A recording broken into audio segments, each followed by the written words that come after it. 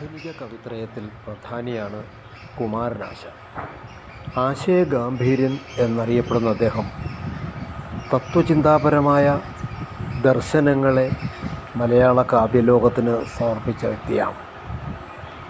കവി ചിന്തകൻ കൂടിയാണ് എന്ന് ദാർശനികനായ കുമാരനാശാൻ തെളിയിക്കുന്ന ഒരു കാവ്യമാണ് അദ്ദേഹത്തിൻ്റെ ഖണ്ഡകാവ്യമായ വീണപൂവ്.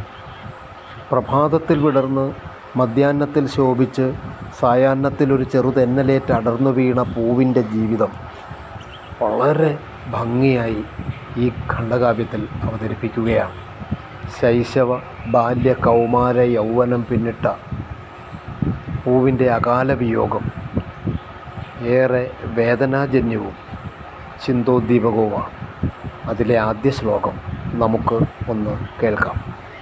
ഹാ പുഷ്പമേ അധിക തുംഗപദത്തിലെത്ര ശോഭിച്ചിരുന്നൊരു രാജ്ഞി കണക്കയേ നീ, ശ്രീഭൂവിലസ്ഥിര അസംശയമിന്നു നിൻ്റെ ആഭൂതിയങ്ങു പുനരെങ്ങു കിടപ്പിതോർത്താൽ.